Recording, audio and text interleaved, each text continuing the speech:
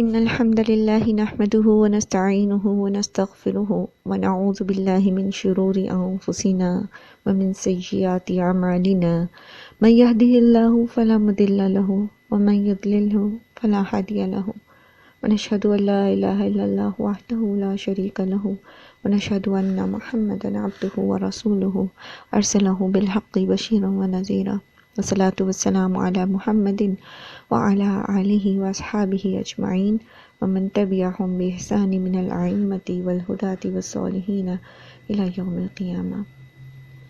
رب اشرح لي صدری ويسر لي أمری واحلل عقدة من لسانی يفقهوا قولی ربنا زدنا علما اللهم فقهنا في الدین آمین یا رب العالمین۔ السلام علیکم ورحمۃ اللہ وبرکاتہ۔ بسم اللہ الرحمن الرحیم۔ ہم نے اپنی جو لاسٹ لیسن تھا ہمارا، اس میں ہم جو چیزیں سیکھ پائے تھے دوسرے پارے کی ابتدا میں، وہ کچھ آزمائش کے بارے میں تھیں کہ کس طرح اللہ سبحانہ و تعالی ہمیں کھڑے اور کھوٹے کو الگ کر دیتے ہیں۔ پھر کچھ باتیں تھیں جو ہم نے سیکھی تھیں امت وسط ہونے کے اعتبار سے، کہ ہمارے اوپر کیا کیا ذمہ داریاں جو ہیں وہ عائد ہوتی ہیں۔ پھر ہم نے یہ سیکھا تھا کہ نبی صلی اللہ علیہ وآلہ وسلم کو تمام لوگوں پر گواہ بنایا گیا ہے۔ اس کے دو طرح سے اس کو سمجھا گیا ہے۔ ایک یہ کہ وہ دین کے پہنچانے پہ اس بات میں شاہد ہیں، اس بات کے گواہ ہیں کہ انہوں نے پورے کا پورا دین پہنچا دیا اور اپنے عمل کے ذریعے اس پر شہادت دی۔ اور دوسری چیز یہ کہ قیامت کے دن نبی صلی اللہ علیہ وآلہ وسلم کو جو ہے وہ تمام امتوں پر گواہ بنا کر لایا جائے گا، ان کے انبیاء کے اعتبار سے بھی کہ ان کے انبیاء نے ان کو دین پہنچا دیا تھا، اور اس پر بھی میں نے آپ سے ہم نے یہ ڈسکس کیا تھا کہ نبی صلی اللہ علیہ وآلہ وسلم اس بات پر گواہی کیوں کر دے سکیں گے جو کہ ان کی پیدائش سے بھی پہلے تھا۔ تو اس سے پتہ اس پر بھی ہم نے یہ دیکھا تھا کہ قرآن کریم میں اللہ سبحانہ و تعالیٰ نے پچھلے انبیاء کے جو احوال بیان کیے، اور جس طرح اللہ سبحانہ و تعالیٰ نے نبی صلی اللہ علیہ وسلم کو جو ہے یہ معلومات دی، اور پھر آپ صلی اللہ علیہ وآلہ وسلم کے تھرو ہمیں بھی ملی کہ کس طرح پچھلے انبیاء نے جو ہے وہ اپنا جو فرض تھا دین کے پہنچانے کا وہ احسن طریقے سے اپنی قوموں تک پہنچا دیا۔ اور پھر یہ کہ نبی صلی اللہ علیہ وآلہ وسلم جو ہیں وہ اپنی امت پر بھی گواہی دیں گے، جیسا کہ قرآن کریم میں آتا ہے کہ وقال الرسول یا ربی ان قوم اتخذوا ھذا قرآن مہجورا، کہ رسول کہیں گے کہ اے میرے رب، بے شک میری قوم نے اس قرآن کو چھوڑ دیا تھا۔ ٹھیک ہے، تو ہم قرآن کو کیسے کیسے چھوڑتے ہیں یہ ہم نے یہ بھی ڈسکس کر لیا تھا کہ قرآن جو ہے اس کو عملی طور پر ہم نے چھوڑ دیا ہے۔ ہم نے قرآن کو کی اسپرٹ کو چھوڑ دیا ہے، ہم نے قرآن کو جو پورے کا پورا لینا تھا ہم نے اس کو چھوڑ دیا ہے، ہم نے قرآن کو پک اینڈ چوز پہ لیا ہے، اور ہم اس کو بجائے اس کے کہ ہم اس کو عمل کی کتاب سمجھتے، ہم نے اس کو صرف جو ہے وہ کچھ وظائف یا کچھ فوائد حاصل کرنے کی کتاب بنا لیا ہے میجورٹی نے، الا ماشاء اللہ۔ اچھا، اب اس میں پھر اس کے آگے ہم نے یہ سیکھا کہ اللہ سبحانہ وتعالیٰ فرماتے ہیں وما کان اللہ لیضیع ایمانکم ان اللہ بالناس لرؤوف رحیم۔ تو یہاں پہ بات ہماری مکمل ہوئی تھی، بلکہ اس سے اگلی آیت بھی ہم نے پڑھ لی تھی شاید، اور وہ بات یہ ہے کہ مسلمانوں کو یہ گمان ہوا کہ اب جو اتنے سالوں سے وہ بیت المقدس کی طرف منہ کر کے نماز پڑھتے رہے، تو کیا وہ نمازیں کاؤنٹ نہیں ہوں گی، کیا وہ ضائع ہو جائیں گی؟ تو اس پر اللہ سبحانہ وتعالیٰ نے فرمایا کہ اللہ تعالیٰ تمہارے ایمان کو ضائع نہیں کرے گا۔ اور یہاں ہم نے یہ بات سیکھی تھی کہ یہاں ایمان جو ہے وہ عمل کے معنوں میں لیا گیا ہے، نماز جو ہے وہ ایک عمل ہے۔ ٹھیک ہے، تو اس کا مطلب یہ ہے کہ ایمان میں عمل شامل ہے، ایمان صرف کہہ دینے کی بات نہیں ہے، ایمان کہنے کے بعد کر کے دکھانے کا کام ہے۔ ٹھیک ہے، وہ جیسے سورہ حجرات میں آتا ہے نا کہ جو منافق تھے وہ منافق نہیں، اعرابی جو تھے، جو بدو تھے، وہ آتے تھے نبی صلی اللہ علیہ وسلم کے پاس اور آ کر نہیں کہتے تھے کہ ہم ایمان لے آئے، تو اللہ تعالیٰ نے فرمایا کہ ان سے کہو کہ یہ نہ کہو کہ تم ایمان لے آئے، بلکہ تم یہ کہو کہ تم اسلام قبول کر لیا تم نے، یا تم اسلام لے آئے، کیونکہ ایمان کبھی تمہارے دلوں میں نہیں اترا، یعنی وہ دل کے اندر اترنے کی چیز ہے، اور جو چیز دل میں اترتی ہے وہ عمل میں ظاہر بھی ہوتی ہے۔ ٹھیک ہے، اور پھر یہ کہ اللہ تعالیٰ لوگوں پر بہت رؤوف اور رحیم ہے۔ رحمت اللہ سبحانہ تعالیٰ کی جو صفت رافت ہے، ٹھیک ہے، الرؤوف میں صفت جو ہے وہ رافت کی ہے. رافت کیا صفت ہوتی ہے؟ یہ وہ شفقت ہوتی ہے جس کے اندر تنبیہ بھی ہوتی ہے. عموماً باپ کی محبت کو جو ہے وہ شفقت کہا جاتا ہے، کیونکہ باپ جو ہوتا ہے وہ محبت تو کرتا ہے لیکن اس کے ساتھ ساتھ اس کی محبت میں ایک ڈر بھی ہوتا ہے اور ایک تنبیہ بھی ہوتی ہے. اسی طرح آپ دیکھتے ہیں کہ شام کے وقت جو ہے جو سرخی پھیلتی ہے آسمان پر جب سورج غروب ہونے لگتا ہے تو اس کو بھی شفق کہتے ہیں اردو زبان میں، ٹھیک ہے. تو وہ اس میں بھی وہ خوبصورتی تو ہوتی ہے، ایک نظارہ تو بڑا پیارا ہوتا ہے، لیکن رات کا ایک خوف بھی ہوتا ہے کہ اب رات آ جائے گی، اندھیرا چھا جائے گا. تو بہرحال اللہ سبحانہ تعالیٰ کی یہ جو شفقت ہے یہ بھی اللہ سبحانہ تعالیٰ کی صفت رحمت ہی میں آتی ہے. یعنی صفت رحمت کی وجہ سے ہی اللہ سبحانہ تعالیٰ کے جو ہیں وہ الرؤوف کی صفت رکھتے ہیں. انشاءاللہ کبھی موقع ملے گا تو ہم اس کو سیکھیں گے کہ کس طرح کی اللہ سبحانہ تعالیٰ کی مختلف صفات جو ہیں وہ مختلف صفات کو کور کرتی ہیں. اور یہ اللہ سبحانہ تعالیٰ کی رحمت ہے، یہ اللہ تعالیٰ کی رأفت ہے کہ اس نے اپنے بندوں کو جو ہے وہ خالص کیا، ان کے اوپر آزمائش ڈال کر، اور پھر یہ کہ وہ اس چیز پر کہ جو کام انہوں نے اس سے پہلے کیا ہوا تھا، جو عبادات وہ اس سے پہلے کرتے رہے تھے، جو نماز اس سے پہلے پڑھتے رہے تھے، تو انسان جو کام اپنی حد المقدور بہترین کوشش کے ساتھ کرتا ہے اور اس کی نیت خالص ہوتی ہے اور وہ اس کے اندر پوری طرح سے مطلب ایک وہ کنوکشن کے ساتھ کرتا ہے، ایک یقین کے ساتھ کرتا ہے، تو اللہ تعالیٰ بھی اس کے اس عمل کو ضائع نہیں کرتے انٹل انلیس کہ اس کو پتا ہو کہ یہ غلط ہے. جب وہ غلط کام کرے گا تو بے شک کتنی ہی زیادہ خلوص نیت سے کرے وہ درست نہیں مانا جاتا. لیکن اگر وہ ایک ایسا کام کر رہا ہے، جیسے یہاں نماز پڑھی جا رہی تھی اور ایک قبلہ کی طرف اپنی تئیں جو ہے جس طرح نبی صلی اللہ علیہ وآلہ وسلم نے ایک وہ کر کے کہ چونکہ اہل کتاب بیت المقدس کی طرف منہ کر کے پڑھتے تو اس لیے انہوں نے بیت المقدس کی طرف منہ کر کے نماز پڑھنی شروع کی، تو اس چیز کو بھی آنر کیا گیا، ٹھیک ہے، اور وہ نمازیں ضائع نہیں کی گئیں. اللہ سبحانہ تعالیٰ اپنے بندوں کی کوششوں کو ضائع نہیں کرتے. اور یہاں پر پھر اللہ کی ایک اور صفت بھی آتی ہے اور وہ ہے الشکور. اللہ سبحانہ تعالیٰ بہت قدردان ہے. اگر ہم خلوص نیت کے ساتھ تھوڑا سا بھی کام کرتے ہیں تو اللہ تعالیٰ اس کی بھی قدردانی کرتے ہیں. یہاں تک لیسن اچھے سے سمجھ آ گیا تھا. میں نے کوشش کی ہے کہ جو پچھلی 2-3 کلاسز میں ہم نے سیکھا تھا میں اس کو ایک کوئک ریویو دے دوں تاکہ اگر کوئی بہن ابھی فرسٹ ٹائم ہمیں جوائن کریں تو ان کا ایک مائنڈ جو ہے وہ بن جائے سیکھنے کے لیے. جلدی سے ایک ریمائنڈر سینڈ کر دیں اپنے فرینڈز اینڈ فیملی میں، اس میں اپنے اسٹیٹس پہ لگا دیں، ہو سکتا ہے راہ جاتے ہی کوئی ہماری کلاس میں شامل ہو جائے تو اللہ سبحانہ وتعالیٰ ان کے لیے بھی اس میں اجر محفوظ کر دیں اور ہمارے لیے بھی. قد نرا تقلب وجهك في السماء. قد جو ہوتا ہے یہ یقین کی کیفیت پیدا کرنے کے لیے آتا ہے. اس کا معنی یہ ہوتا ہے کہ یقیناً ایسا ہوا، ٹھیک ہے. تو اللہ سبحانہ تعالیٰ ہمارے ہیں کہ تحقیق ہم نے دیکھا آپ کا بار بار چہرہ آسمان کی طرف اٹھنا. فَلَنُوَلِّيَنَّكَ، البتہ ہم ضرور پھیر دیں گے آپ کو قبلتن، قبلہ کی طرف، ترضاها جس پر آپ راضی ہیں. فَوَلِّ وَجْهَكَ شَطْرَ الْمَسْجِدِ الْحَرَامِ، تو پھیر لیجئے آپ اپنے چہرے کو مسجد حرام کی طرف یعنی بیت اللہ کی طرف، خانہ کعبہ کی طرف.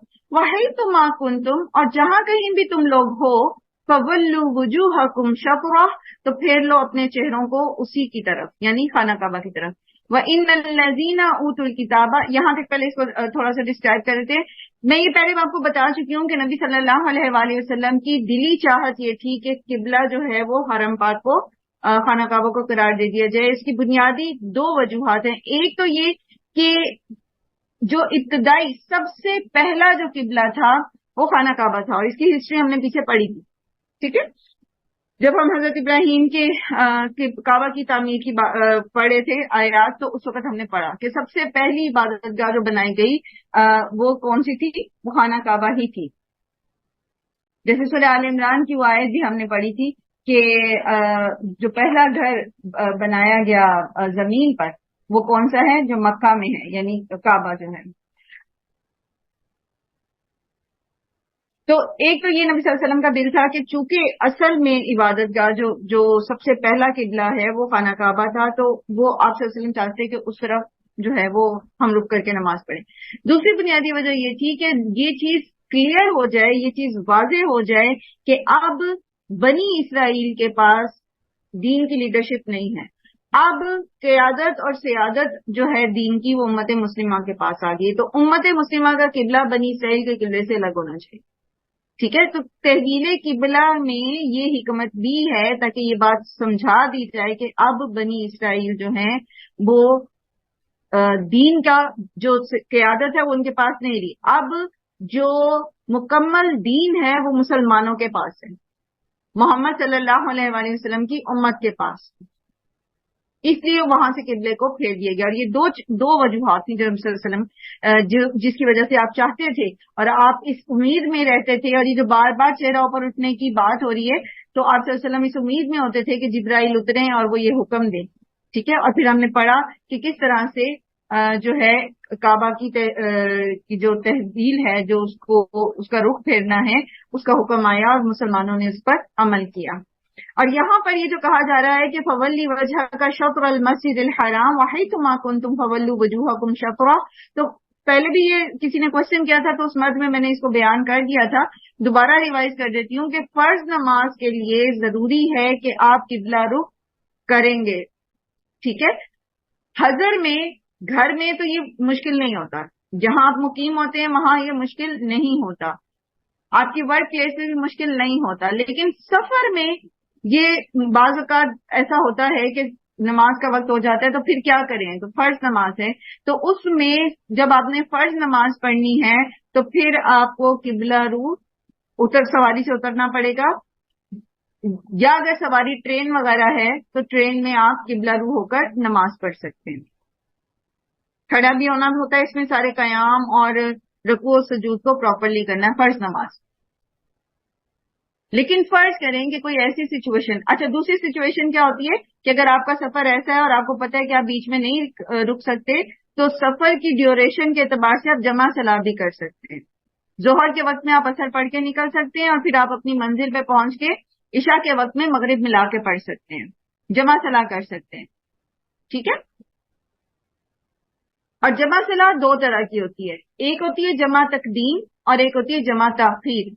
جمع تقدیم ہوتی ہے ظہر کے ساتھ ظہر کے وقت میں عصر کو ملا کے پڑھنا، یا مغرب کے وقت میں عشاء کو ملا کے پڑھنا، اور جمع تاخیر ہوتی ہے عصر کے وقت میں ظہر کو ملا کے پڑھنا اور عشاء کے وقت میں مغرب کو ملا کے پڑھنا۔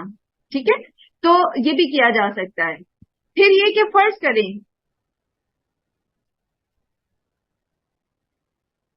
جی یہ میں پچھلے لیسن میں پڑھا چکی ہوں، لیکن تب بھی میں نے عرض کیا تھا کہ یہ ڈسکشن آگے آئے گی، لیکن کسی نے کوشچن کیا تھا تو میں نے یہ بتایا تھا، اس لیے میں اس کو ریوائز کر رہی ہوں تاکہ ہم اپنے ٹاپک کے اعتبار سے چلتے جائیں۔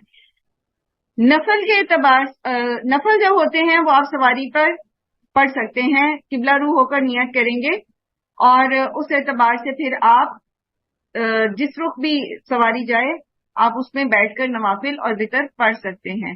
فرض کریں اگر آپ کی کوئی ایسی فلائٹ ہے جس میں آپ رک نہیں سکتے، obviously آپ پلین کو تو نہیں اتار سکتے، لیکن بعض اوقات 16 آورز کی بھی فلائٹس ہوتی ہیں، اس طرح کی فلائٹس ہوتی ہیں کہ آپ اس میں جہاز سے مطلب جہاز جو ہے وہ رک نہیں رہا اور آپ کی 2 3 4 نمازیں آ رہی ہیں، جمع صلاح بھی نہیں آپ کر پا رہے اس طرح سے کہ تو پھر آپ جو ہے وہ اندازے سے جس رخ بھی آپ پڑھیں گے وہ پڑھ سکتے ہیں۔ اگر آپ اپنی سیٹ سے اٹھ نہیں سکتے تو آپ بیٹھ کے بھی پڑھ سکتے ہیں۔ ٹھیک ہے، تو یہ چیزیں میں نے آپ کو پہلے بتا دی تھی اور ہوپ فلی آپ کے ذہن میں ساری چیزیں ریوائز ہو گئی ہوں گی۔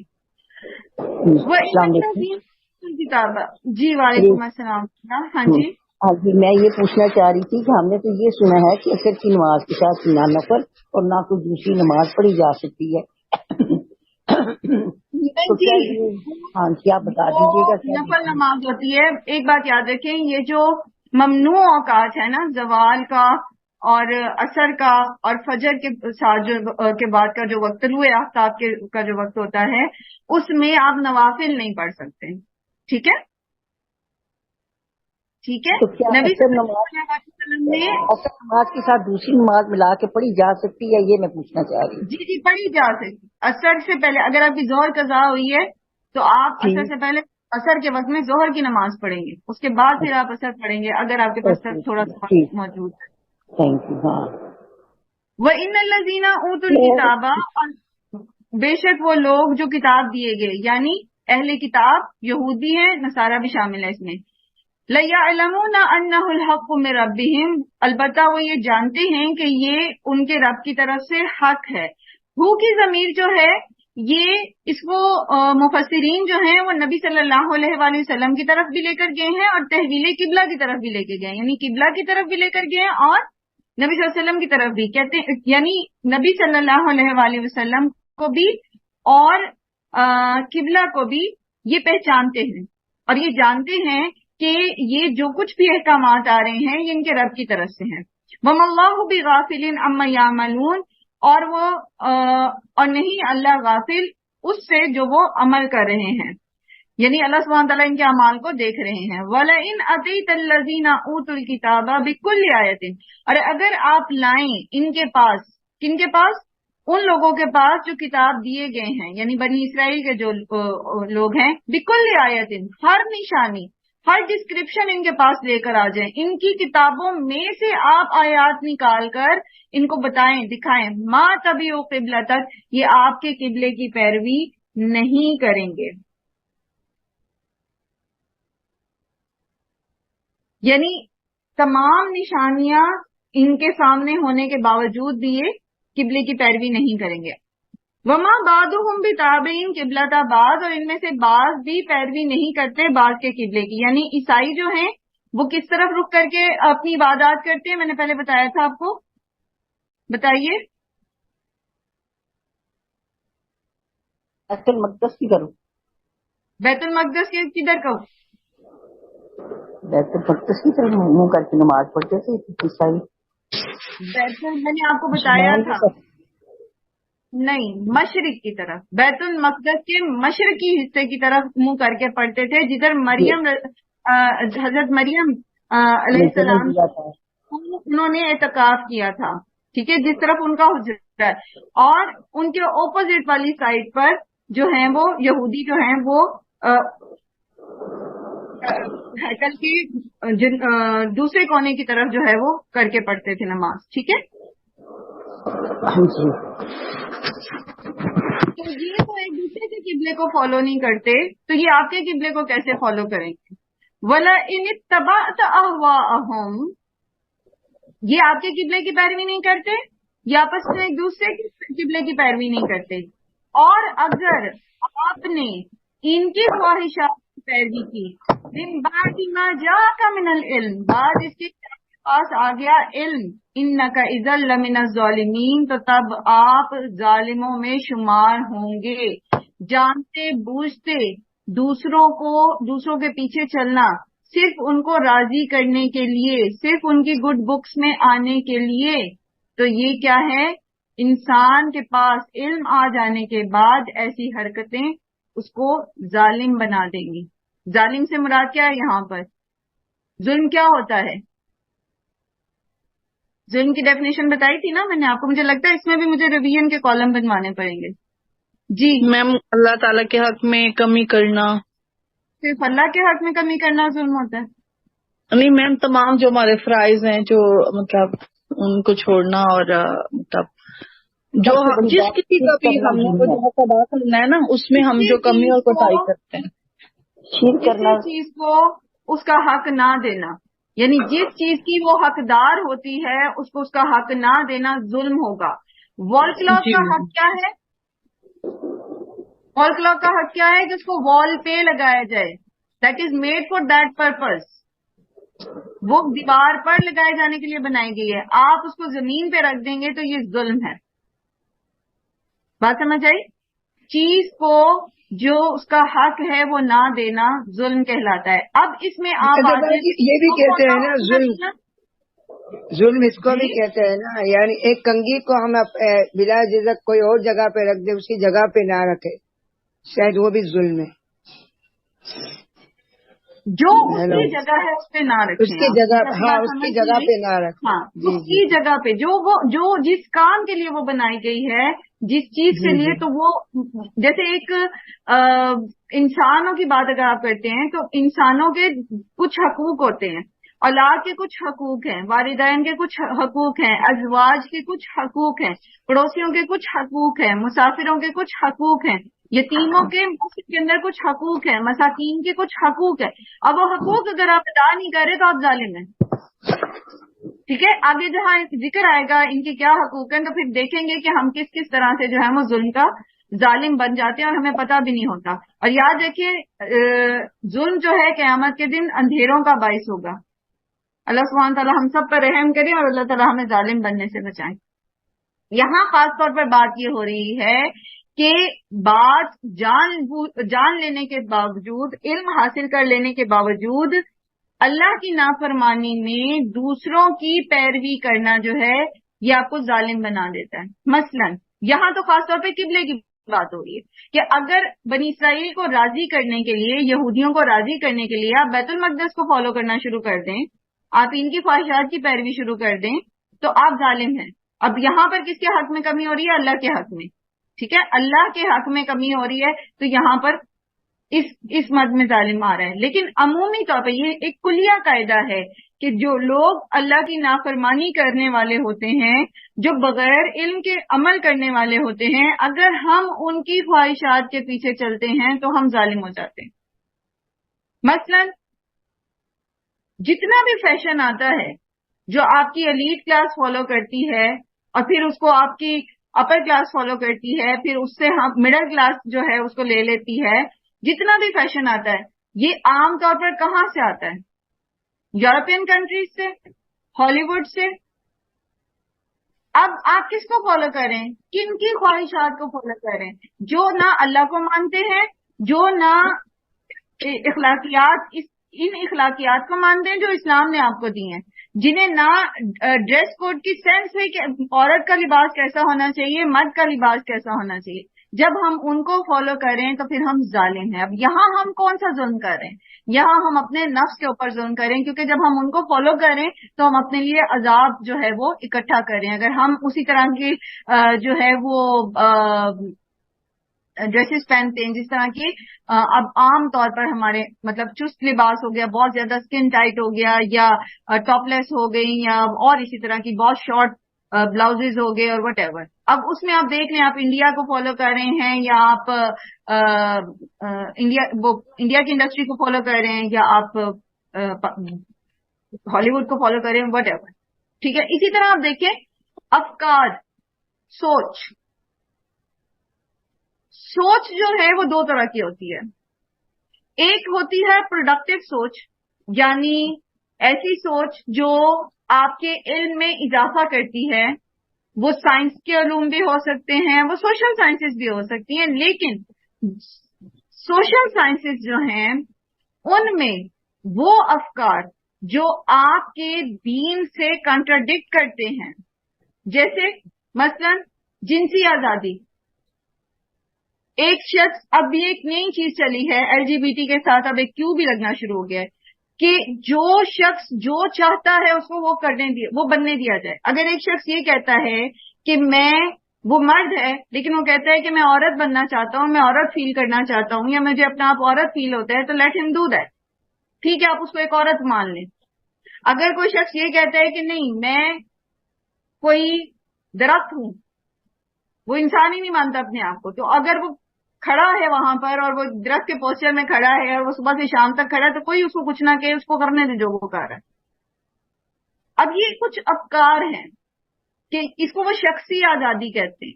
अब ये शख्सी आजादी आपके दीन से कंट्राडिक्ट करती है, तो अगर हम इसके पीछे चलेंगे, और ये शख्सी आजादी उनके पास कहां से आई है?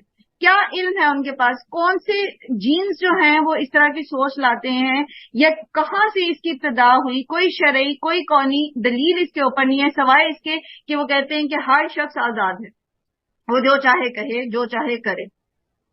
ठीक है, तो आप उसको करने दें। ये उनकी ख्वाहिश नफ्स है जो यकीनन शैतान ने सुझाई कि जो चाहो करो, اور اس طرح کے سلوگنز ہم بھی سنتے رہتے ہیں. ہمارے بھی میڈیا پر کی جو آہستہ آہستہ سلو پوائزننگ کی جاتی ہے کہ جیسے چاہو جیو، تو یہ جیسے چاہو جیو والی بات اسلام ایکسپٹ نہیں کرتا، وہ آپ کو کچھ حدود دیتا ہے. تو وَلَئِنِ اتَّبَعْتَ أَهْوَاءَهُم مِّن بَعْدِ مَا جَاءَكَ مِنَ الْعِلْمِ، آپ کو پتا ہے کہ اسلام آپ کو جیسے چاہو جیو کی اجازت نہیں دیتا. وہ آپ کو یہ اجازت نہیں دیتا کہ آپ آزاد ہیں شخصی طور پر تو آپ بغیر لباس کے باہر نکل جائیں. کیوں؟ کیونکہ میری مرضی. نہیں، وہ آپ کے اوپر معاشرے کے اعتبار سے، افراد کے اعتبار سے، خاندان کے اعتبار سے کچھ حدود و قیود لاگو کرتا ہے. تو اگر یہ علم ہونے کے باوجود کہ میں مسلمان ہوں، میرا دین اسلام ہے، مجھے اس کی حدود و قیود یہ موجود ہیں، میں پھر دوسرے کی خواہش نفس کی پیروی کرتی ہوں جو اپنی خواہش نفس پہ چلنے والا ہے، تو پھر میں ظالم ہوں. اور یہ ظلم جو ہے، جو اس طرح کی پیروی ہے، یہ صرف ایک انسان کو نقصان نہیں پہنچاتی، یہ پھر ظلم جو ہے یہ بڑے پیمانے پہ ہو جاتا ہے، یہ معاشروں کو تباہ کرتا ہے. اور پھر آپ دیکھیں کہ کس کس کی گردن پہ اس معاشرے کا خون آئے گا، کون کون سے اسپیکر کی گردن پر آئے گا، کس کس بندے کی آئے گا، کون کون جو اس کو رواج دے رہا ہے اس کو، کون کون جو اس کو فارورڈ کر رہا ہے اس کی گردن پہ آئے گا، کون جو اس کو دل میں پسند کر رہا ہے اس کی گردن پر آئے گا. کس کس کی گردن پہ آئے گا یہ معاشرے کا خون، یہ ظلم. وَلَئِنِ اتَّبَعْتَ أَهْوَاءَهُمْ، اگر آپ نے ان کی خواہشات کی پیروی کی، آپ ان کے اکنامک سسٹم کو فالو کر رہے ہیں جو سود کے اوپر بیس ہے، اور وہ ان کی اپنی خواہش نفس کا ہے، وہ ان کے اپنی معیشت کو مضبوط کرنے کے لیے ہے، وہ چند ملکوں یا چند خاندانوں کی خواہش نفس کے اوپر بیس کرتا ہے، وہ سارا کا سارا بینکنگ سسٹم. آپ جب اس کو فالو کرو گے تو آپ ظالم ہوگے، آپ ظلم کر رہے ہو. اب دیکھ لیں کہ یہ ظلم کہاں کہاں اثر کر رہا ہے اور کون کون اس میں ظالم ہو.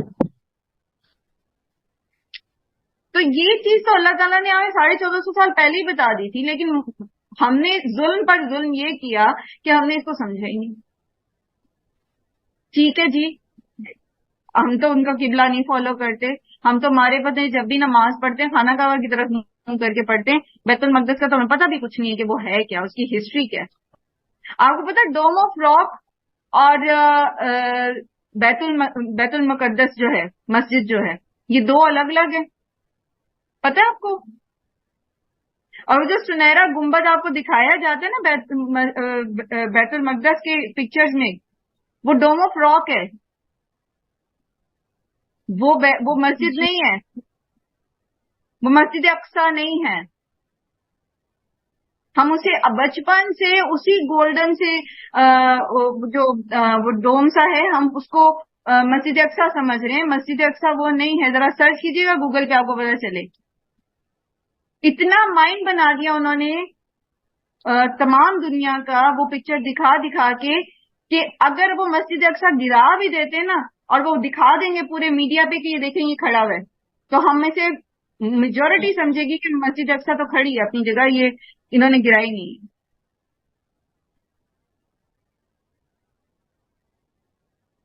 چلیں بہرحال اس کو تھوڑا گوگل کیجیے گا، دیکھیے گا آپ کو پتہ چلے گا. الذین آتیناہم الکتاب، بیت اللہ کے قبلہ ہونے کو بھی، قرآن مجید کو بھی، اور محمد صلی اللہ علیہ وآلہ وسلم کو بھی، وہ ان سب کو پہچانتے. کما یعرفون ابناءہم، جیسے وہ اپنے بیٹوں کو پہچانتے.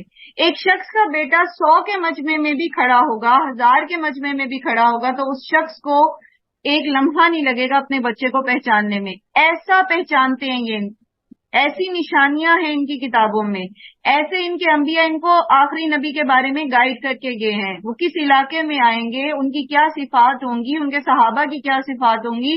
اور قرآن کا جو ٹیکسٹ ہے وہ گواہ ہے اس بات پر کہ یہ اللہ ہی کا کلام ہے، ویسا ہی اسی رب کا، اسی اللہ کا جس نے تورات اور انجیل نازل کی ہے. لیکن اس کے باوجود وَإِنَّ فَرِيقًا مِّنْهُمْ لَيَكْتُمُونَ الْحَقَّ وَهُمْ يَعْلَمُونَ، ان میں سے ایک فریق ایسا ہے جو چھپاتا ہے حق کو اور وہ اس کو جانتا ہے، وہ حق کو جانتے بوجھتے چھپاتا ہے. یہ کیا ہے؟ حق کو جانتے بوجھتے چھپا دینا کیا ہے؟ خواہش نفس، احوا. یہ ان کی خواہش نفس تھی، کیونکہ یہ نہیں چاہتے تھے کہ آخری نبی بنی اسرائیل سے باہر آئے، وہ تو چاہتے بنی اسرائیل میں آخری نبی آئے. ان کی خواہش نفس تھی کہ یہ دنیا کی فلاں فلاں فلاں جو چیزیں ہیں، جو آسائشیں ہیں، وہ سمیٹ لیں. اس لیے انہوں نے اپنی کتابوں میں تحریف کی. یہ چاہتے تھے کہ ان کو کچھ نہ کرنا پڑے اور یہ پھر بھی جنت میں چلے جائیں. تو انہوں نے ایسے کانسیپٹس بنا لیے. یہ بھی خواہش نفس تھی. جانتے بوجھتے حق کو چھپا دینے کے پیچھے خواہش نفس ہوتی ہے انسان کی. اسی لیے تو ہر برائی، ہر شرک، ہر کفر، آپ اس کی جڑ کی تلاش کریں، نیچے جاتے جاتے جاتے جاتے آپ کو انسان کی خواہش نفس نظر آئے. اسی لیے اللہ تعالیٰ نے فرمایا نا کہ کیا تم نے اس شخص کو نہیں دیکھا جس نے اپنی خواہش نفس کو خدا. بات میں یہ کری تھی کہ آپ کسی بھی خرابی، گناہ کبیرہ یا صغیرہ کو لے لیں، یا کفر کو لے لیں، شرک کو لے لیں، منافقت کو لے لیں، کسی بھی قسم کی اس طرح کی کسی بھی برائی کو لے لیں. جب آپ اس کی ڈیپ ڈاؤن اس کی وجہ تلاش کرنے جائیں گے نا، تو وہ ایسے کڑیاں ملتے ملتے ملتے نیچے جو جڑ آئے گی نا، وہ خواہش نفس کی ہوگی.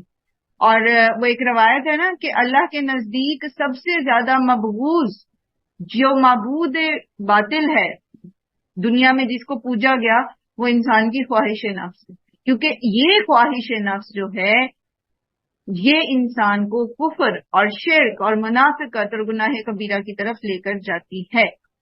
اب یہ خواہش نفس کیا ہے؟ یہ احوا ہے کیا؟ ہوا کا مطلب ہوتا ہے ہلکا ہونا، ٹھیک ہے؟ تو خواہش نفس جو ہے وہ انسان کو ہلکا کر دیتی ہے. یعنی وہ اس کو فالو کرنے کی تڑپ میں اپنے ایمان کو، اپنے اعتقاد کو، اپنی آخرت تک کو داؤ پہ لگا دیتی، اور وہ اس کے پیچھے پیچھے پیچھے پیچھے چلنا شروع ہو جاتا ہے. جس چیز میں انسان کا نفس راضی ہوتا ہے بس وہ وہی کرنے لگتا ہے. اور ان کا نفس، ان کی خواہش نفس جو تھی، خواہش نفس نے ان کو اس بات پہ ابھارا کہ یہ جانتے بوجھتے نبی صلی اللہ علیہ وآلہ وسلم کے متعلق جتنے جو بھی فیکٹس ہیں، حقائق ہیں، ان کو چھپا جائیں. اور انہوں نے ایسا ہی کیا. الحق کو، یہ جو حق ہے، یعنی خانہ کعبہ کا قبلہ ہونا، من ربی کا، آپ کے رب کی طرف سے ہے. فلا تکونن من الممترین، تو آپ شک کرنے والوں میں نہ ہوں. یہ آپ کے رب کی طرف سے حق ہے، آپ اس پہ شک نہ کریں. یہ جو لوگ جو بھی باتیں بنا رہے ہیں، اب انہیں بنانے دیں، آپ شک میں مبتلا نہ ہوں. جیسے سورہ انعام میں آتا ہے، سورہ الانعام میں آیت نمبر 119 ہے غالباً، کہ والذین آتیناہم الکتاب یعلمون انہ منزل من ربک، کہ وہ لوگ جنہیں آپ سے پہلے کتاب دی گئی تھی وہ جانتے ہیں کہ یہ قرآن جو ہے یہ آپ کے رب کی طرف سے نازل کردہ ہے، بالحق، حق کے ساتھ. فلا تکونن من الممترین، تو آپ شک کرنے والوں میں سے نہ ہو جائیں. یعنی حق کے بارے میں شک نہ کریں، آپ پوری شرح صدر سے اس کے اوپر عمل کریں. الحق من ربک فلا تکونن من الممترین. ایک چھوٹی سی بات سمجھ میں آتی ہے، جو بات آپ کی خواہش نفس کے خلاف جا رہی ہے، جو بات آپ کی روایات کے خلاف جا رہی ہے، جس بات کے لیے آدھے سے زیادہ معاشرہ آپ کے خلاف کھڑا ہو گیا ہے، وہ آپ کو رد کر رہا ہے، لیکن وہ بات آپ کو قرآن میں مل رہی ہے، صحیح حدیث میں مل رہی ہے، تو فلا تکونن من الممترین، پھر شک نہ کریں، بس پھر اس بات کو پکڑ لیں. کیونکہ ہم کسی دوسرے کے علم کے بارے میں نہیں پوچھے جائیں گے، ہم قرآن اور سنت کے بارے میں پوچھے جائیں گے کہ ہم نے اس پر عمل کیا کہ نہیں. اور پھر دوسری چیز یہ کہ عمل تب درست ہوتا ہے جب انسان اس میں مشکوک نہیں ہوتا، اس کو اس میں شک نہیں ہوتا. جب اسے یقین ہوتا ہے کہ یہی درست ہے تو پھر اس کو عمل کرنے میں آسانی ہوتی ہے. اس لیے فلا تکونن من الممترین، آپ کسی پسو پیش میں نہ پڑیں، آپ یقین رکھیں کہ یہ آپ کے رب کی طرف سے ہے، شک نہ کریں، کیونکہ شک انسان کے عمل کو کمزور کر دیتا. وَلِكُلِّ وِجْهَةٌ، اور ہر ایک کے لیے ایک سمت ہے، ہوا مولیہا، جس کی طرف وہ منہ پھیرنے والا ہے، جس کی طرف وہ پھرتا ہے، جس کی طرف وہ بار بار پلٹتا ہے. ہر ایک کا ایک سینٹر آف لائف ہے. ہر ایک جو ہے وہ کسی معاملے میں ہمیشہ اپنے دل کو اس طرح کھنچتا ہوا پاتا ہے. وَلِكُلِّ وِجْهَةٍ، ہر ایک کا کوئی نہ کوئی سینٹر آف لائف ہوتا ہے. ہوا مولیہا، جس کی طرف وہ بار بار پلٹ کے جاتا ہے. مثلا ایک ماں کا سینٹر آف لائف کیا ہوتا ہے؟ عموماً اس کا بچہ. وہ کھا رہی ہے، اس کا دھیان بچے میں، وہ پڑھ رہی ہے، اس کا دھیان بچے میں، وہ عبادت کر رہی ہے، اس کا دھیان بچے میں، وہ باہر گئی ہے، اس کا دھیان بچے میں. بچہ اس کی نظروں کے سامنے ہے، اس کا دھیان بچے میں، بچہ اس سے نظروں سے دور ہے، اس کا دھیان بچے میں. اس کا سینٹر آف لائف کیا بن گیا؟ وہ بچہ. ایک بزنس مین ہے، وہ کھا رہا ہے، وہ اپنے بزنس کو سوچ رہا ہے، وہ سو رہا ہے، سونے سے پہلے وہ اپنی ای میل چیک کر رہا ہے، وہ کسی شادی میں بیٹھا ہوا ہے، وہ کسی خطیبگی میں گیا ہے، وہ ٹریول کر رہا ہے، اس کے کان میں بلوٹوتھ لگا ہے، وہ اس پہ کال پر بزنس کر رہا ہے. ہر وقت اس کی توجہ کا مرکز کیا ہے؟ اس کا بزنس. اس کا سینٹر آف لائف کیا ہے؟ اس کا بزنس. اسے نہیں پرواہ کہ وہ بیوی بچوں کو ٹائم دے رہا ہے یا نہیں، اس کو نہیں پرواہ کہ اس کے ماں باپ اس کا انتظار کر رہے ہیں یا نہیں، اس کو اپنے بزنس کی فکر ہے. ایک طالب علم جس کا ٹارگٹ ایک خاص پوزیشن پر پہنچنے کا ہوتا ہے یا ایک خاص ڈگری اچیو کرنے کا ہوتا ہے، اس کا سینٹر آف لائف وہ ڈگری بن جاتی ہے. وہ اٹھتے بیٹھتے، سوچتے، سوتے، جاگتے، کھاتے پیتے. آپ نے دیکھے ہوں گے ایسے بچے بھی جن کو جنون کی حد تک شوق ہوتا ہے کسی خاص ڈگری کا، کسی خاص مقام پر پہنچنے کا. ان کی باتوں کا مرکز اور محور وہی ہوتا ہے. تو یہ ڈگری ان کا سینٹر آف لائف بن جاتی ہے. کسی کا سینٹر آف لائف اس کا عہدہ ہوتا ہے. اب اس عہدے کو بچانے کے لیے حلال اور حرام اس کو جو بھی کرنا پڑتا ہے وہ کرتا رہتا ہے.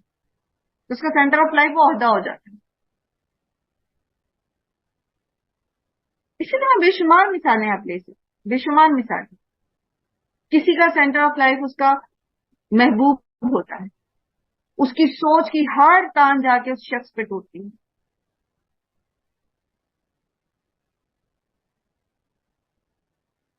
لیکن اللہ سبحانہ تعالیٰ کیا چاہتے ہیں؟ وَلِكُلِّ وِجْهَةٌ هُوَ مُوَلِّيهَا، ہر ایک کا ایک سینٹر آف لائف ہے. فَاسْتَبِقُوا، پس تم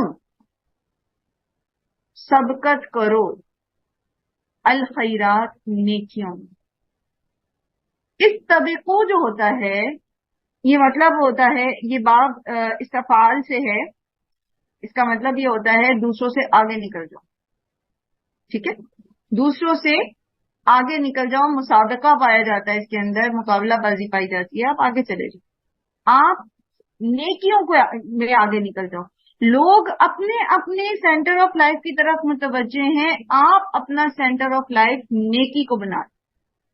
آپ اپنا سینٹر آف لائف اپنی سوچ کا محور، اپنی انرجیز کو یوٹیلائز کرنے کی جگہ، آپ اپنے افعال، اپنے اعمال، اپنی ساری کی ساری جو آپ کی سینسز ہیں، آپ وہ نیکی کی طرف لگا دو. اور نیکی کیا ہے؟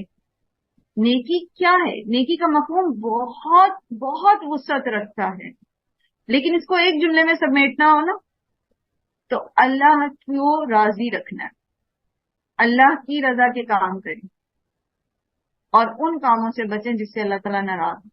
تقویٰ کہتے ہیں. اب تقوی میں آگے بڑھ جائیں.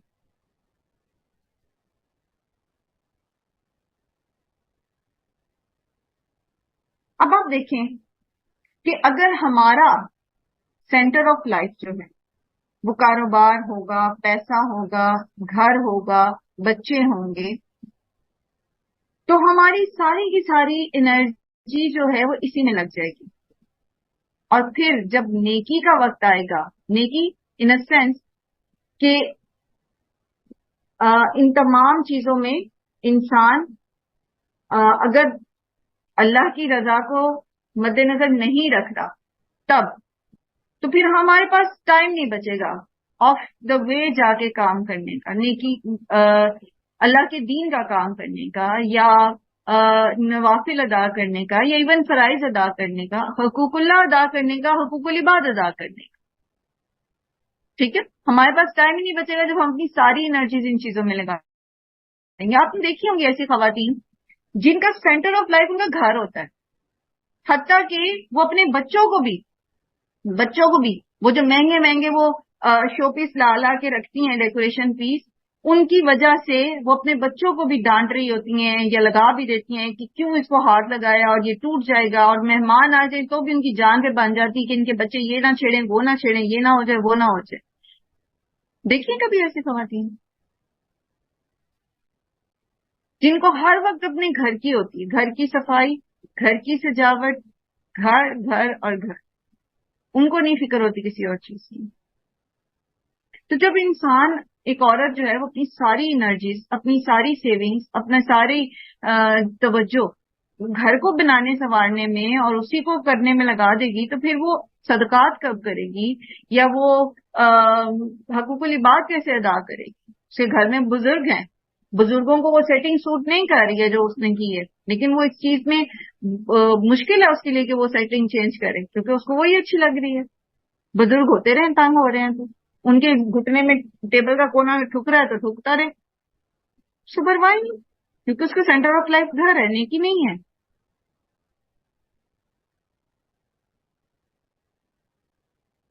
جس کا جو بھی سینٹر آف لائف ہے نا، وہ کر رہا ہے جو کر رہا ہے، لیکن مسلمان جو ہے اس کو کیا حکم دیا جا رہا ہے؟ فاستبقوا الخیرات، تمہارا سینٹر آف لائف جو ہے وہ نیکی ہونی چاہیے. اچھا واپس آ جائیں، گھر کو سجانا سنوارنا منع نہیں. بچوں کے لیے محبت آپ کے دل میں اللہ نے ڈالی ہے، ازواج ان کی محبت اللہ نے آپ کے دل میں ڈالی ہے، رشتے دار، کاروبار، ان چیزوں کو یہ آپ کی ذمہ داریاں ہیں، یہ آپ نے کرنی ہے. کسب معاش جو ہے جس کے حلال کمانا وہ عبادت ہے، یہ سب کچھ کرنا ہے. لیکن ان سب میں توجہ کس بات کی طرف رہنی چاہیے؟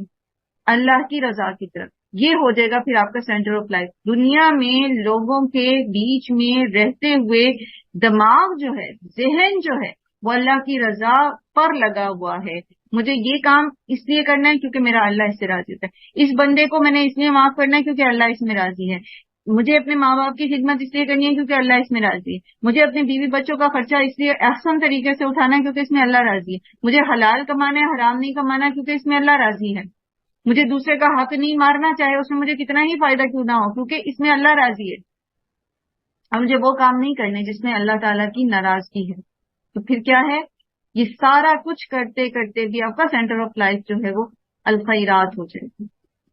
نیکی میں جلدی کرنے والے، بڑی سے بڑی نیکی کی طرف کوشاں رہنے والے، اپنے مال کو، اپنی انرجیز کو، اپنے علم کو اللہ کے دین میں لگانے والے، لوگوں تک خیر پہنچانے والے.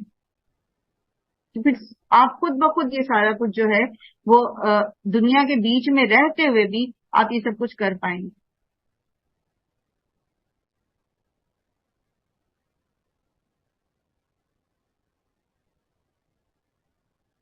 اینما تکونوا یأتی بکم اللہ جمیعا، جہاں کہیں بھی تم ہوگے اللہ تعالیٰ تم سب کو لے آئے گا. ان اللہ علی کل شیء قدیر، بے شک اللہ تعالیٰ ہر چیز پر قدرت رکھتا ہے. جہاں کہیں بھی تم جو کوئی بھی نیکی کا کام کرو، جہاں پر جیسے بھی تم کچھ بھی عمل کرو گے، اللہ تمہیں وہ تمہارے سامنے لے آئے، وہ تمہارا محفوظ ہوتا چلا جا رہا ہے. کچھ بھی چھوٹی سے چھوٹی، بڑی سے بڑی تمہاری کوشش جو ہے وہ رائگاں نہیں جائے گی. ان سعیکم مشکورا، تمہاری کوششوں کی قدردانی کی جائے گی، تمہیں ایسے نہیں چھوڑ دیا جائے گا. کتنا چھپ کے بھی تم نیکی کرو، لوگوں سے چھپا کے نیکی کرو، اللہ تعالیٰ اس کو تمہارے لیے نوٹ کر لے. تو یہ نہ ہو کہ آپ نیکی کریں اور چاہیں کہ لوگوں کو پتہ چل جائے، آپ قربانی دیں اور چاہیں کہ لوگوں کو پتہ چل جائے، آپ ایفرٹ کریں اور چاہیں کہ لوگوں کو پتہ چل جائے، پھر تو فائدہ ہی کوئی نہیں رہے. صدقہ کریں ایسے کہ دایاں ہاتھ دے تو بائیں کو پتہ نہ چلے، دل ایسے ہو مسجد میں کہ ایک نماز پڑھیں تو دوسری نماز کا انتظار لگ جائے. جو بھی آپ کریں گے دشمن کو دیکھ کے مسکرا دیں. دشمن چاہے آگے سے جو ہے وہ دھتکار کے چلا گیا, اللہ نے دیکھ لیا ہے, اللہ نے نوٹ کر لیا ہے. یاتی بکم اللہ جمیعا, سب کا سب اللہ تعالیٰ لے آئے گا, سب کا سب تمہارے سامنے. چھوٹی سے چھوٹی چیز بھی, چھوٹی سے چھوٹی نیکی بھی کا بھی تمہیں اجر دیا جائے گا. ان اللہ علی کل شیء قدیر, اللہ تعالیٰ ہر چیز پر قدرت رکھتا ہے. وحیث ومن حیث خرجتا, پھر وہی ریپیٹ ہو رہا ہے وہی موضوع. ومن حیث خرجتا فولی وجہک شطر المسجد الحرام, اور جہاں کہیں بھی سے بھی آپ نکلیں تو آپ پھیر لیجئے چہرہ اپنا مسجد حرام کی طرف. وَإِنَّهُ لَلْحَقُّ مِن رَبِّكَ, اور بے شک وہ حق ہے آپ کے رب کی طرف سے. وَمَا اللَّهُ غَافِلٍ عَمَّا تَعْمَلُونَ, اور اللہ تعالیٰ اس چیز سے غافل نہیں ہے کہ آپ کیا کر رہے ہیں. اللہ تعالیٰ جانتے ہیں. اللہ تعالیٰ نے اس مسجد حرام کو آپ کے لیے ایک سینٹر بنا دیا ہے, امت مسلمہ کے لیے ایک مرکز بنا دیا ہے. کیونکہ مرکز جو ہے وہ جوڑ کے رکھتا ہے سب کو. جیسے ایک نیوکلیس ہوتا ہے تو وہ پورا کا پورا ایٹم اس کے اوپر ڈیپینڈ کرتا ہے. جب آپ کا نیوکلیس بریک ہو جائے گا تو پھر ایٹم بھی ختم ہو جائے گا. اسی طرح آپ کو اللہ تعالیٰ نے ایک مرکز دیا ہے. آپ جہاں کہیں ہیں تو نماز کے لیے آپ اپنا رخ اس طرف کر لیں اور اس بات کو شو کریں, اس چیز کو کی ڈیمونسٹریشن دیں کہ آپ سب مسلمان ہیں, آپ سب ایک ہی قبلے کو فالو کرتے ہیں, آپ سب ایک ہی امت ہیں, ایک اللہ, ایک رسول اور ایک کتاب کو ماننے والے ہیں. اللہ تعالیٰ اس چیز سے غافل نہیں ہے کہ ان معاملات میں آپ کتنی کوشش کر رہے ہیں. آپ اپنے تمام تفرقوں کو چھوڑ کے, تمام فرقوں کے ٹیگس کو چھوڑ کے اپنے نام سے مٹا دیں آپ کہ آپ فلاں ہیں یا فلاں ہیں یا فلاں ہیں. آپ ایک اللہ, ایک رسول, ایک قرآن, ایک قبلے کو ماننے والے, آپ ایک امت مسلمہ ہیں. کیوں بار بار آ رہا ہے, پھر آ رہا ہے, دیکھیں وَمِنْ حَيْثُ خَرَجْتَ فَوَلِّ وَجْهَكَ شَطْرَ الْمَسْجِدِ الْحَرَامِ وَحَيْثُ مَا كُنْتُمْ فَوَلُّوا وُجُوهَكُمْ شَطْرَهُ. بار بار قبلے کی طرف رخ کرنے کا حکم کیوں آ رہا ہے؟ ایک دفعہ بتا دیا کہ بس کر لیں, بار بار ریپیٹیشن, کیونکہ ایک چیز کی عادت بن گئی تھی. ایک چیز جو نیا حکم تھا وہ ایک بہت بڑی آزمائش تھی, اور پھر یہ کہ میجورٹی اس چیز کے پیچھے, یعنی جو نان مسلم تھے یا منافق تھے یا اہل کتاب تھے, وہ اس کو اپوز کر رہے ہیں, اس کی مخالفت میں. وہ کہہ رہے ہیں کہ یہ کیا بات ہوئی, یہ مسلمان جو ہیں یہ کبھی کہیں منہ کرتے ہیں اور کبھی کہیں, ان کو کیا, یہ کیا چکر ہے. اور وہ آپ کو شیٹرڈ کرنا چاہتے ہیں آپ کے ایمان میں. وہ اپنی پوری کوششیں کر رہے ہیں, وہ اس میں چال بازیاں کر رہے ہیں. آپ اس کی پرواہ نہ کریں. Be focused, be focused. آپ صرف اور صرف اس طرف اپنا منہ کر لیں جس طرف اللہ نے آپ کو حکم دیا. کسی کی خواہش نفس کیا کہتی ہے, کہ معاشرے کے رواج کیا کہتے ہیں, آپ کے باوجات کا طریقہ کیا تھا, چھوڑنے سے جہاں کہیں آپ ہیں آپ اس کی طرف منہ کر لیں. مسجد حرام کی طرف منہ کر لیں, جو اس کا ظاہری معنی ہے نماز کے لیے آپ کا یہ قبلہ مقرر کر دیا گیا ہے. لوگوں کی پرواہ نہ کریں, آپ شک میں نہ پڑیں. آپ جہاں بھی ہوں گے, جتنی بھی ایفرٹ اس کام کے لیے کریں گے, اللہ تعالیٰ آپ کو دیکھ رہے ہیں. یہ آپ کے رب کی طرف سے حق ہے. اللہ تعالیٰ آپ کی کوششوں سے غافل نہیں ہے, آپ کے عمل سے غافل نہیں ہے. آپ اس طرف منہ کریں. اور معنوی طور پر اگر ہم اس سے سیکھنا چاہتے ہیں تزکیے کے پوائنٹ آف ویو سے, تو پھر اپنا رخ کس طرف رکھیں, اپنا سینٹر آف لائف کس کو بنا لیں, ایک اللہ کی ذات کو, اللہ کی محبت کو, اللہ کی اطاعت کو. جدھر بھی آپ ہیں, مشرق میں ہیں, مغرب میں ہیں, شمال میں ہیں, جنوب میں ہیں, یورپ میں ہیں, افریقہ میں ہیں, پاکستان میں ہیں, انڈیا میں ہیں, آپ کا رخ, آپ کا رجحان, آپ کا قلب متوجہ اللہ ہونا چاہیے, اللہ کی طرف متوجہ, اس ایک سمت کی طرف, بس اللہ کی طرف, اللہ کی اطاعت, اللہ کی محبت. اور پھر اللہ کی اطاعت اور اللہ کی محبت میں پھر مخلوق کی اطاعت اور محبت آ جائے گی. سب سے پہلے اللہ کے رسول صلی اللہ علیہ وآلہ وسلم کی اطاعت اور ان کی محبت, پھر اللہ کے نیک بندوں کی محبت, ان کی اطاعت تب جب وہ اللہ کے رسول کی اطاعت کرتے. تو اللہ کے نیک بندے اللہ کے رسول کی اطاعت کرتے ہیں, اللہ کی اطاعت کرتے ہیں, پھر آپ ان کی اطاعت کریں گے. لیکن جہاں کوئی بھی غیر اللہ کے رستے کو چھوڑتا ہے, اللہ کے رسول کے رستے کو چھوڑتا ہے, تو وہاں آپ کا اور اس کا راستہ الگ. اب آپ کا رخ کدھر ہوگا؟ پھر ادھر ہی, متوجہن الی اللہ. اب وہ محبت جو اس شخصیت سے تھی, وہ عقیدت جو اس شخصیت سے تھی, وہ جو اطاعت اس شخصیت کی تھی, چونکہ اس نے اللہ کا راستہ چھوڑا ہے, اللہ کے رسول کا راستہ چھوڑا ہے, تو ہم نے بھی اس کو چھوڑ دیا. چاہے ہمارے خون کے ساتھ وہ محبت گردش کرتی رہی ہے, ہماری جڑوں میں اس کی اطاعت ڈالی گئی ہے, تب بھی ہمیں کیا کرنا ہے؟ اپنے آپ کو اللہ کی رضا کی طرف, اللہ کی اطاعت, اللہ کے رسول صلی اللہ علیہ وآلہ وسلم کی اطاعت کی طرف متوجہ رکھنا ہے. And that's it. یہی ہے فاستبقوا الخیرات. لوگوں کا سینٹر آف لائف کچھ بھی ہے. لوگ اپنا منہ مشرق کی طرف کرتے ہیں, مغرب کی طرف کرتے ہیں. لوگ یورپ کو فالو کرتے ہیں, لوگ کس کو فالو کرتے ہیں؟ جس مرضی کے پیچھے جا رہے ہیں. تم مسلمان ہو, تم کہتے ہو لا الہ الا اللہ, تو بس پھر اللہ کی ذات کی طرف تمہارا سارا رجحان ہونا چاہیے, اس کی اطاعت, اس کی رضا, اس کی محبت. وَمِنْ حَيْثُ خَرَجْتَ فَوَلِّ وَجْهَكَ شَطْرَ الْمَسْجِدِ الْحَرَامِ وَحَيْثُ مَا كُنْتُمْ فَوَلُّوا وُجُوهَكُمْ شَطْرَهُ لِئَلَّا يَكُونَ لِلنَّاسِ عَلَيْكُمْ حُجَّةٌ إِلَّا الَّذِينَ ظَلَمُوا مِنْهُمْ. تم جہاں کہیں بھی ہو آپ نکلیں تو آپ اپنے رخ کو, اپنے چہرے کو مسجد حرام کی طرف پھیر لیں, اور جہاں کہیں بھی تم لوگ نکلو, یعنی نبی صلی اللہ علیہ وآلہ وسلم سے پہلے کہا جا رہا ہے, اور پھر امت مسلمہ سے کہا جا رہا ہے کہ جہاں کہیں بھی تم ہو تو نماز کے وقت اپنا چہرہ جو ہے وہ مسجد حرام کی طرف کر لو, تاکہ لوگوں کو تمہارے اوپر کوئی حجت نہ ملے, یعنی وہ یہ اعتراض نہ کریں کہ یہ تو کبھی کہیں منہ کریں, کوئی کہیں منہ کر رہا ہے, کوئی کہیں منہ کر رہا ہے.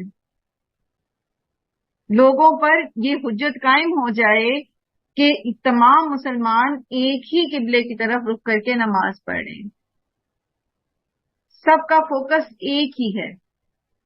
اِلَّا الَّذِينَ ظَلَمُوا مِنْهُمْ, سوائے اس کے کہ جنہوں نے ظلم کیا ان میں سے, یعنی جو مان کے ہی نہیں دے رہے, جو چندے پوچھتے انکار کر رہے ہیں, وہ اعتراضات کریں گے, ان کے سامنے آپ دلائل بھی رکھ دیں, جو ان کی مرضی دلیل لے کر آ جائیں وہ نہیں بات مانیں گے.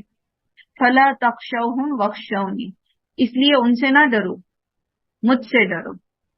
اللہ تعالیٰ کیا فرما رہے ہیں کہ لوگوں سے نہ ڈرو, مجھ سے ڈرو. اعمال میں پیروی کرتے ہوئے کرائٹیریا یہ نہ ہو لوگ کیا کہیں گے, کرائٹیریا یہ ہو میرا رب میرے بارے میں کیا کہتا ہے. فَلَا تَخْشَوْهُمْ وَاخْشَوْنِي, لوگوں سے نہ ڈرو, مجھ سے ڈرو. قرآن کریم کے یہ آیت کتنے عرصے سے ہم پڑھے ہوں گے؟ 1450 سال ہو گئے اس کو اترے میں, اور حفاظ بے شمار, علماء بے شمار, قرآن کو پڑھنے والے بے شمار, دورہ قرآن کرنے والے بے شمار, دورہ قرآن سننے والے بے شمار, رمضان میں 20 دفعہ پڑھنے والے, قرآن کو پڑھنے والے بے شمار. کتنی دفعہ ہم نے یہ آیت پڑھی؟ فَلَا تَخْشَوْهُمْ وَاخْشَوْنِي, لوگوں سے نہ ڈرو بلکہ مجھ سے ڈرو. لیکن ہمارا عمل کیا ہوتا ہے؟ ہمارا عمل کچھ اس طرح کا ہوتا ہے جیسے اللہ تعالیٰ قرآن کریم میں فرماتے ہیں نا, اِذَا فَرِيقٌ مِّنْهُمْ يَخْشَوْنَ النَّاسَ كَخَشْيَةِ اللَّهِ,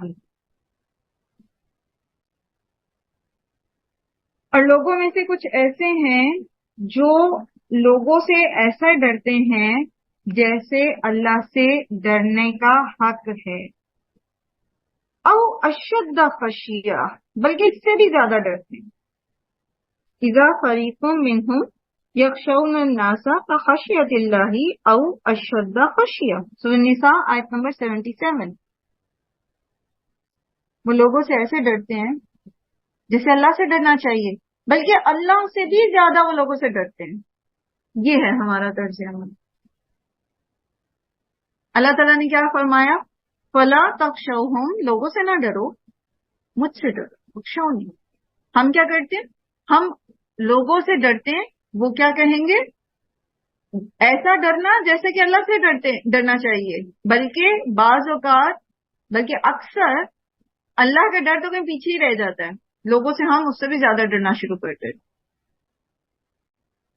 جبکہ دوسری طرف جو اللہ کے نیک بندے ہوتے ہیں ان کا کیا طریقہ کار ہوتا ہے؟ جیسے انبیاء کی صفت جو ہے وہ بیان کی گئی ہے قرآن کریم میں۔ انبیاء کیسے کون لوگ ہوتے ہیں؟ وَيَخْشَوْنَهُ وَلَا يَخْشَوْنَ أَحَدًا إِلَّا اللَّهُ، اور وہ اللہ اس سے ڈرتے ہیں، یعنی اللہ سے ڈرتے ہیں، اور وہ اللہ کے سوا کسی سے نہیں ڈرتے۔ وَكَفَى بِاللَّهِ حَسِيبًا، اور اللہ کافی ہے حساب لینے کے لیے۔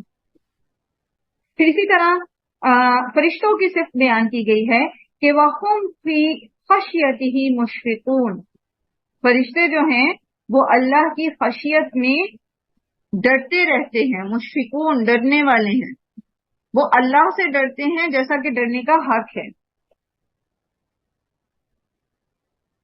اسی طرح متقین کی صفت بیان کی گئی کہ الذین یخشون ربہم، وہ کون ہوتے ہیں؟ متقی کون سے لوگ ہوتے ہیں؟ جو اللہ سے ڈرتے ہیں۔ بالغیب وہم من الساعۃ مشفقون، غیب میں بھی بغیر اللہ کو دیکھے وہ اللہ سے ڈرتے ہیں اور وہ قیامت کے دن سے ڈرتے ہیں۔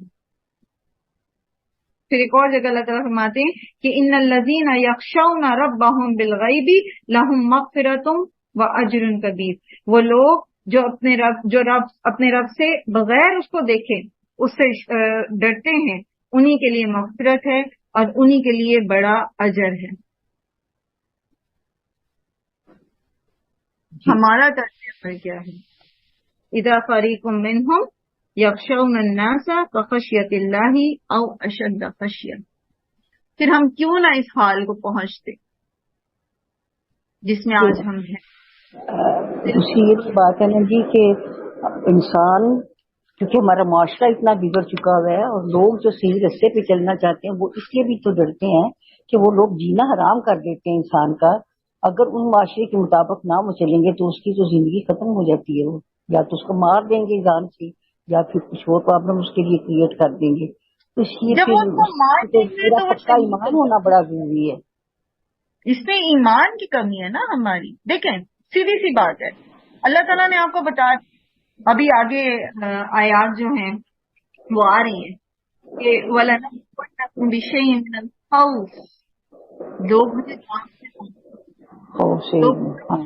دیں گے، لوگ میرے کاروبار کو آگ لگا دیں گے، لوگ یہ کر دیں گے، وہ کر دیں گے، آپ کو آزمائیں تو وَلَنَبْلُوَنَّكُم، لام بھی تاکید کا، شدت بھی تاکید کا۔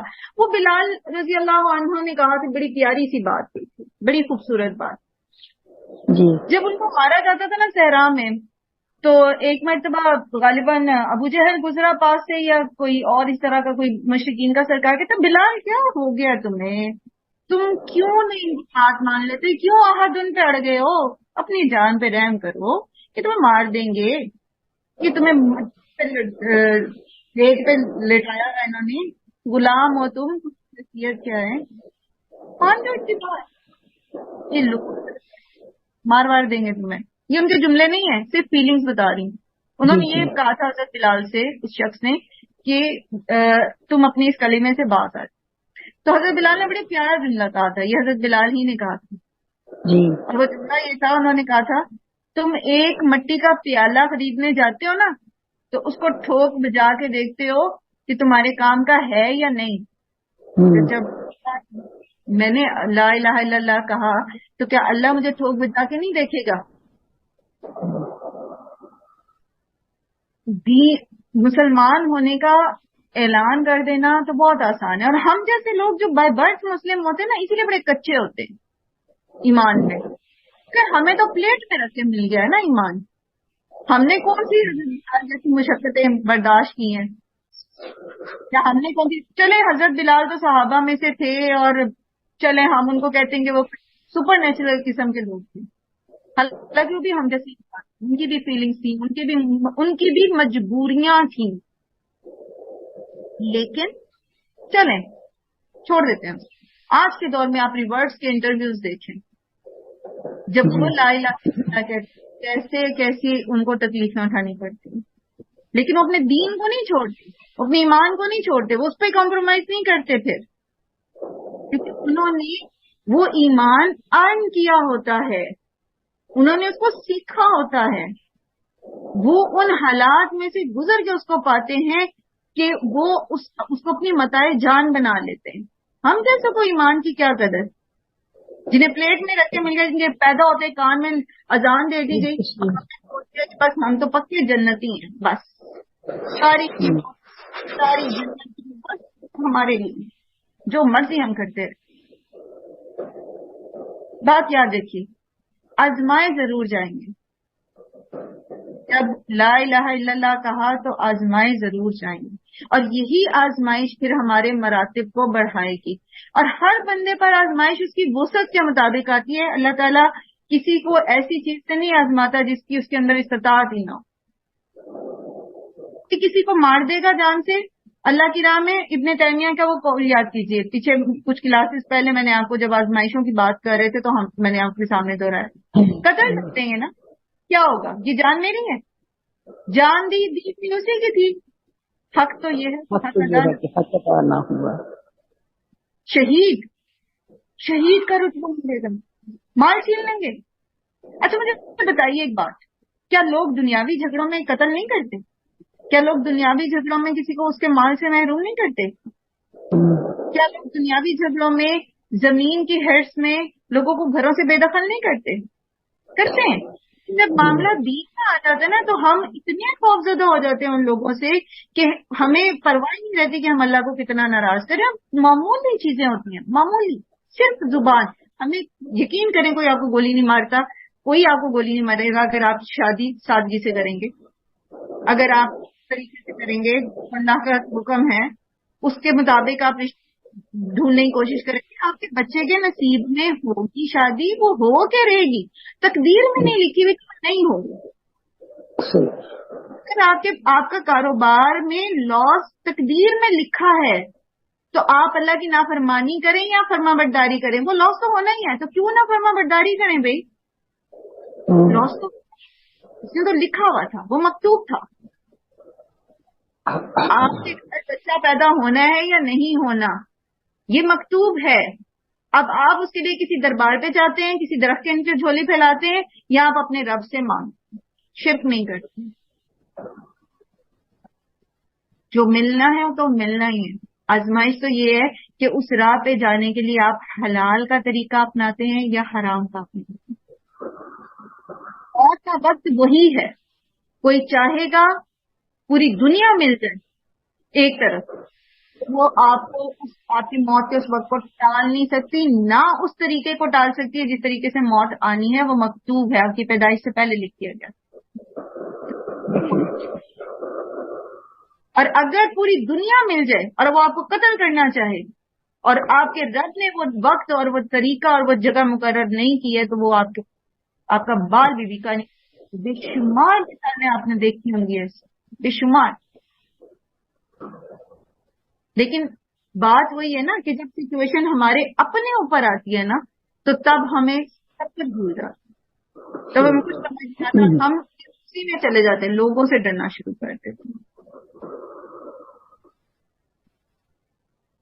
جو لوگ صرف اللہ سے ڈرتے ہیں نا, صرف اللہ سے, تو ایسے لوگوں کو پھر اللہ تعالیٰ ہدایت بھی دیتے ہیں. ایسے لوگ جو ہیں ان کے لیے اللہ کی طرف سے مدد بھی آتی ہے.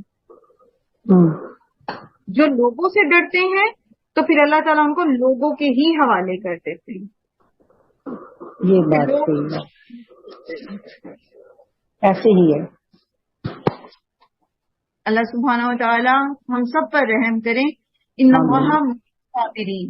اور صبر کے بارے میں کیا پڑھا تھا ہم نے, آپ میں سے جو کوئی تفقہ کی کلاس میں تھے, تو صبر ہے ہی یہ کہ اپنی ناپسندیدہ سچویشن کے اوپر آپ اللہ کی رضا پہ راضی رہ جائیں, چاہے وہ تکلیف ہے, چاہے وہ مرگ ہے, چاہے وہ کسی بندے کے سے ملنے والی کوئی اذیت ہے, آپ اپنے رب کی رضا میں راضی رہیں.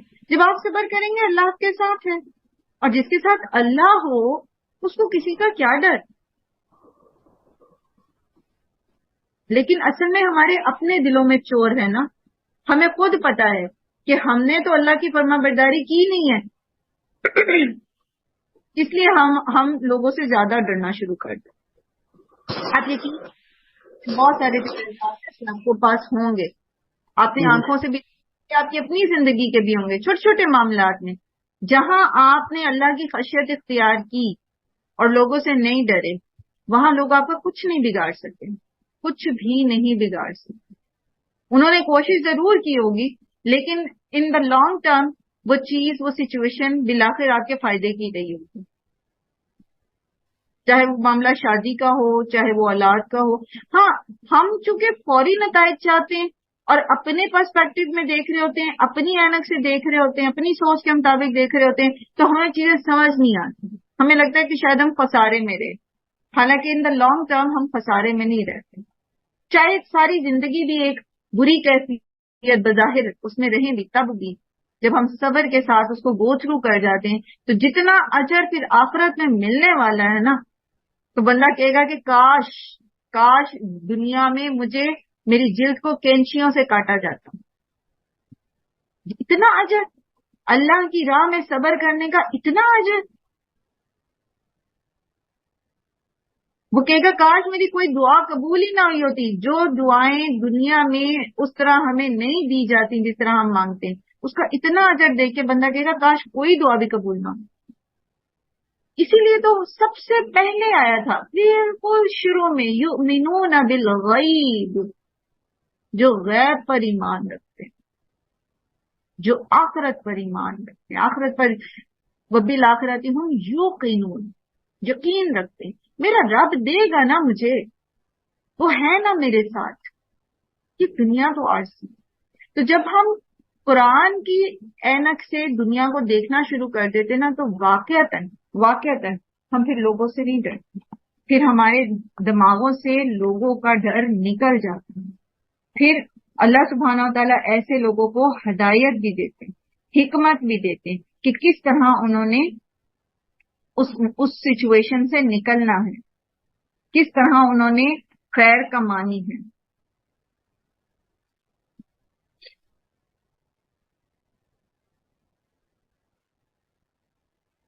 چلیں انشاءاللہ العزیز کل ہم یہیں سے کنٹینیو کریں گے. ابھی کلاس کا وقت ختم ہو گیا ہے، 2 منٹ ہے ہمارے پاس. آپ میں سے کوئی کچھ اس آیت کو آپ نے کمپلیٹ نہیں کیا نا ابھی، تجوید میں اصل میں مجھے پھر کرانا پڑتا ہے. ہم اس کو پورا کرتے.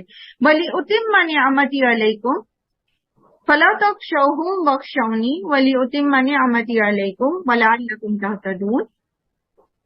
تم ان سے نہ ڈرو بلکہ مجھ سے ڈرو، تاکہ میں اپنی نعمت تم پر مکمل کر دوں اور تاکہ تم ہدایت پا جاؤ. تو بات یہ ہے کہ جب ہم اللہ سے ڈرتے ہیں، صرف اللہ سے ڈرتے ہیں، اس کی خشیت ہمارے اندر ہوتی ہے، تو پھر اللہ تعالی ہمیں ہدایت دیتے ہیں. اور اس کے لیے اللہ سبحانہ و تعالی نے